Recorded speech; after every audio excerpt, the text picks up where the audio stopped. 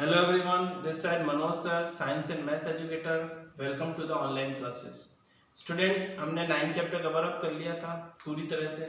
सिर्फ मिसलेनियस के first to 17 question आप लोगों को करने को दिया था और रिमेनिंग सारे क्वेश्चन हम लोगों ने ब्लैक बोर्ड पे कर लिया था, राइट.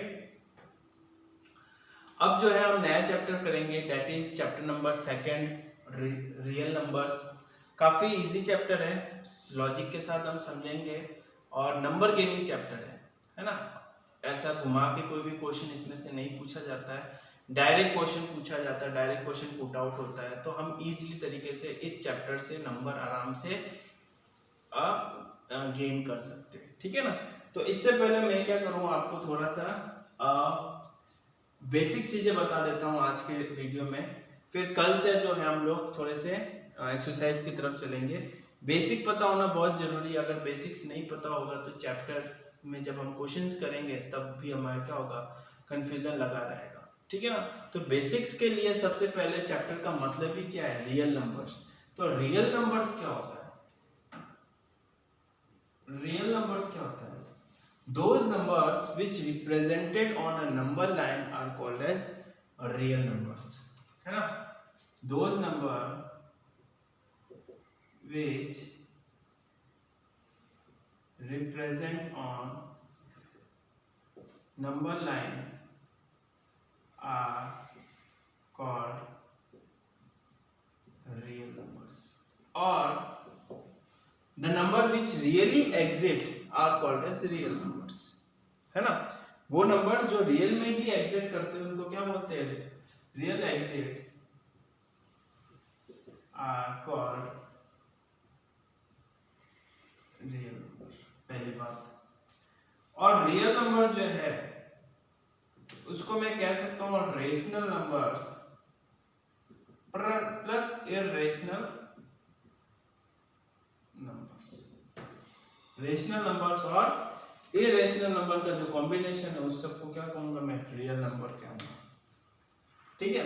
ये तो हो गया चैप्टर का मतलब कि रियल नंबर्स होते क्या चीज है. तो अब मैं कुछ टर्म्स बता देता हूँ सारे नंबर सिस्टम के जितने भी है, integers, whole numbers, natural numbers. इनके बारे में हम थोड़ा रिवीजन कर लेते हैं ताकि क्या है इजी तरीके से हम ये चैप्टर को कर पाए. तो पहला जो है हमारा नेचुरल नंबर.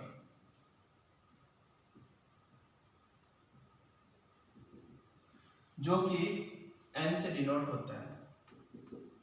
नेचुरल नंबर वो नंबर्स है जो 1 से स्टार्ट होता है, जो कि 1 से स्टार्ट होता है. ये सारे नंबर्स को हम क्या कहते हैं, नेचुरल नंबर्स होते हैं. मतलब positive numbers, all positive numbers are natural numbers हम कह सकते हैं, सारे पॉजिटिव है.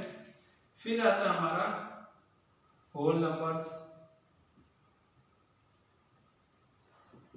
जिसको हम डिनोट करते हैं W से, जो 0 से स्टार्ट होता है. नेचुरल नंबर 1 से स्टार्ट होता है, होल नंबर कहां से स्टार्ट होता है, 0 से स्टार्ट होता है. तो वो हम क्या कहते हैं, उसको हम होल नंबर्स कहते हैं, ठीक है. अब हम चलते हैं इंटीजर. तीसरा जो है हमारा इंटीजर. इंटीजर मतलब Z से डिनोट होता है. इंटीजर क्या होता है, जिसके अंदर नेगेटिव नंबर्स, पॉजिटिव नंबर्स और जीरो सब अवेलेबल है. -∞ टू +∞, वो सारे को हम क्या बोलते हैं, इंटीजर. तो -3, -2, -1, 0, 1, 2, 3 आपका क्या है, negative integer. Negative number, positive numbers और जीरो सब अवेलेबल है. तो हम क्या कहेंगे, इसको इंटीजर कहलाएंगे, ठीक है. अब करते हैं हम लोग रेशनल नंबर्स. कौन से रेशनल नंबर्स होते हैं, समझना बेटा, बहुत इजी है, आएगा समझना. Rational numbers are those numbers which written in the form of p/q. ऐसे नंबर जो जिसको हम p/q के फॉर्म में लिखते हैं और जो q है वो not equal to 0. Those numbers are known as rational numbers. तो बेसिकली p और q क्या है, p और q आपका कोई भी इंटीजर है, आर एनी इंटीजर. ठीक है ना, कोई भी इंटीजर से। बेसिक मतलब कि अगर हम एग्जांपल से समझे तो 3/5 3/5 p/q के फॉर्म में लिखा हुआ है, और जो जो q है वो नॉट इक्वल टू 0 है, तो बेसिकली 5 क्या हो गया, नॉट इक्वल टू 0, तो 3/5 आपका क्या हो गया, रेशनल नंबर्स। बट 2 अगर अपन लिखे तो भी ये रेशनल नंबर्स है, क्योंकि 2 को अपॉन 1 लिखूंगा तो क्या आएगा, 2 ही आएगा, ये भी p/q के फॉर्म में है, और q क्या आपका नॉट इक्वल टू 0 है, तो 2 हो गया, 3 हो गया, 4 हो गया, ये जो भी नंबर्स है वो भी क्या है, रेशनल नंबर्स होते हैं। आया समझ में? अब अगला टॉपिक में हम लोग चलते हैं irrational numbers.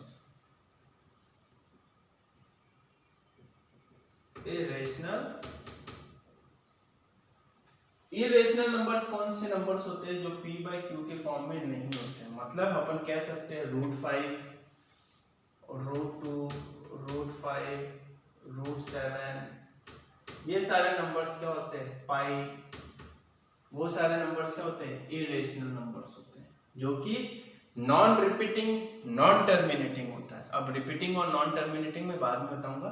Irrational numbers non repeating और नॉन टर्मिनेटिंग होता है, उसको हम क्या कहते हैं, इरेशनल नंबर्स। ठीक है, आगे अपन देखें तो क्या बोलते हैं, इरेशनल के बाद में चलते हैं ऑड नंबर। ऑड नंबर कौन से नंबर्स होते हैं, जो डिविजिबल बाय 2 नहीं हो, जो 2 से डिवाइड नहीं, नॉट डिविजिबल बाय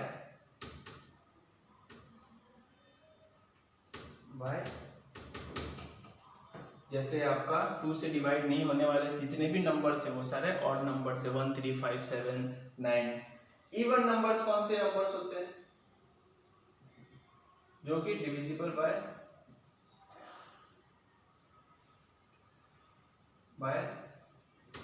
2 से डिविजिबल हो, जैसे 2, 4, 6 है ना, ये सारे चीज क्या है, इवन नंबर्स कहलाता है। ठीक है ना, अगला आता है हमारा प्राइम नंबर्स। समझना बेटा, बहुत बच्चों की गलतियां होती है इसके अंदर। प्राइम नंबर्स कौन से नंबर्स होते हैं, जो 1 और इटसेल्फ खुद से डिविजिबल हो, जो कि 1 और इटसेल्फ से डिविजिबल है, जैसे 3,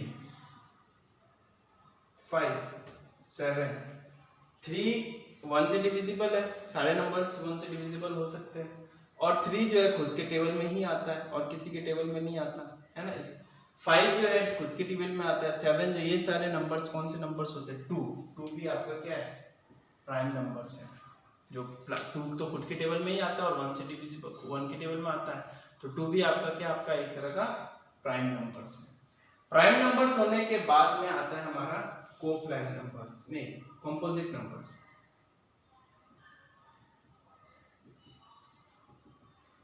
कंपोजिट नंबर्स वो नंबर्स होते हैं जो कि प्राइम नंबर्स नहीं होते। प्राइम नंबर्स के अलावा जितने भी नंबर्स होते हैं वो क्या होते हैं, कंपोजिट नंबर्स होते हैं। जैसे 4 हो गया, 6 हो गया, 8 हो गया, ये सारे नंबर्स कौन से नंबर्स होते हैं, कंपोजिट नंबर्स होते हैं, जो प्राइम नंबर्स नहीं होते हैं, जो दूसरे के टेबल में भी आता है। जैसे 6 हो गया, 2 के टेबल में भी आता है, 6 खुद के टेबल में भी आता है, 3 के टेबल में भी आता है ना। तो ये सारे नंबर्स जो होते हैं कंपोजिट नंबर्स होते हैं, है ना। कोप्राइम नंबर्स कौन से नंबर्स होते हैं, coprime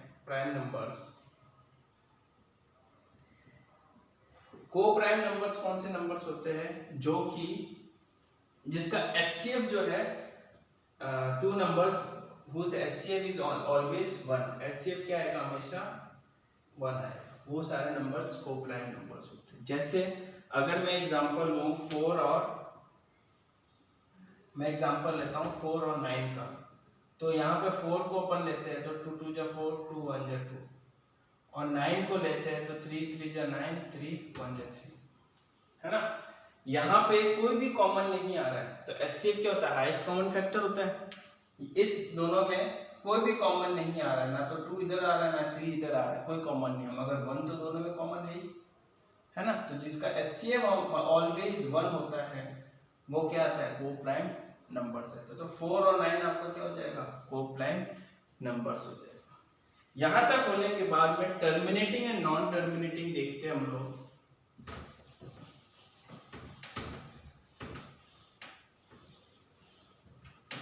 terminating and non terminating,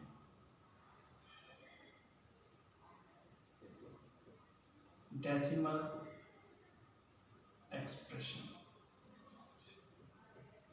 terminating और नॉन टर्मिनेटिंग क्या होता है, पूरी तरह से डिवाइड हो जाना। जैसे अगर मैं 4/2 करूं तो कैंसिल आउट होके क्या आ रहा है, 2 आ रहा है। पूरी तरीके से डिवाइड हो जाने को टर्मिनेटिंग, कंप्लीटली टर्मिनेटिंग, या फिर पूरी तरह से डेसिमल के बाद भी डिवाइड हो जाना, वो क्या कहलाता है आपका टर्मिनेटिंग। क्या बोलते हैं उसको, डेसिमल एक्सप्रेशन कहलाता है। नॉन टर्मिनेटिंग क्या होता है, ये सब आप लोगों ने 9th क्लास में पढ़ रखा होगा।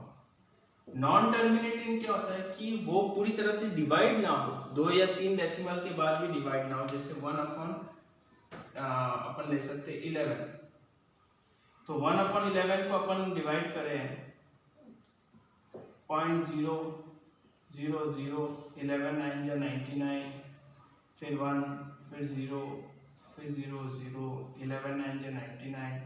तो ये क्या होगा, कंटिन्यूसली चलता रहेगा, मतलब ये आपका हो जाएगा कंटिन्यूसली चलता रहेगा, पूरी कंप्लीटली टर्मिनेट नहीं हो रहा, पूरा एक फिक्स एक आंसर नहीं आ रहा 2 या 3 डिजिट के डेसिमल के बाद में। तो ये नंबर जो होंगे वो कौन से होंगे, नॉन टर्मिनेटिंग नंबर्स कहलाएंगे। ठीक है, यहां तक होने के बाद में हमारा आता है एक लास्ट एंड फाइनल टॉपिक, जो क्या है न्यूक्लियर डिवीजन लेमा। कौन सा है, न्यूक्लियर डिवीजन लेमा, जो कि 2.1 में काफी काम आएगा इसका फॉर्मूला। न्यूक्लियर डिवीजन लेमा क्या होता है, पहले तो अपन पढ़ते, ये भी आप लोगों ने 9th में पढ़ रखे होंगे।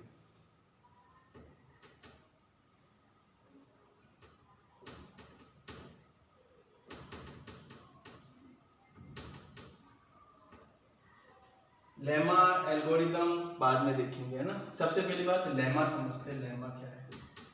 लेमा क्या होता है, lemma it is a proven statement to prove another formula. Lemma is proven statement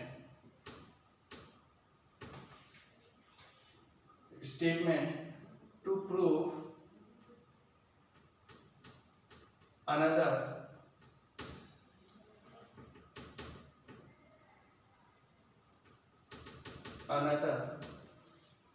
formula। एक प्रूवन स्टेटमेंट है जिसको हम यूज करते हैं दूसरे फॉर्मूला को प्रूफ करने के लिए, ठीक है ना, वो तो कहलाता है लेमा। तो इसका एक फॉर्मूला होता है that is A = BQ + R, है ना।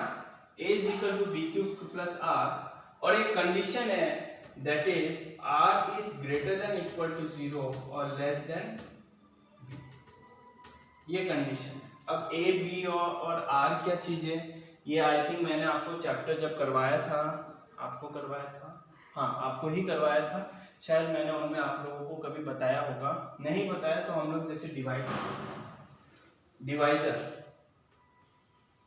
है ना, डिवाइजर यहाँ पे क्या आता है, डिवाइजर, ये डिविडेंड, और यहाँ पे क्वोशंट, और यहाँ पे क्या आता है, रिमाइंडर, है ना, यही होता है ना। तो dividend is equal to divisor into quotient plus में रिमाइंडर। तो dividend is equal to divisor into quotient plus remainder, वही चीज होता है जो हम लोग ने देखा है। तो बेसिकली आपका जो Q जो होगा वो आपका क्वोशंट हो जाएगा, R जो होगा वो आपका क्या हो जाएगा, ये आपका Q क्या हो जाएगा, क्वोशंट, R क्या होगा, रिमाइंडर, है ना। और आपका A और B क्या होगा, आपका कोई भी इंटीजर है, डिवीजन और डिवाइडर ही है दोनों मान के चले तो यहाँ तक जो है हमने ल्यूक्लिड डिवीजन लेमा के बारे में समझा, जो कि ल्यूक्लिड डिवीजन एल्गोरिथम को प्रूफ करने के लिए काम आएगा, है ना। तो यहाँ तक हमने पढ़ लिया जो भी चीजें हैं, बेसिक चीजें आज हमने इस चैप्टर की कवर अप कर लिया। नेक्स्ट वीडियो में हम 2.1 से स्टार्ट करेंगे और उसको जो है हम लोग आगे प्रोसीड करेंगे, ठीक है। Thank you.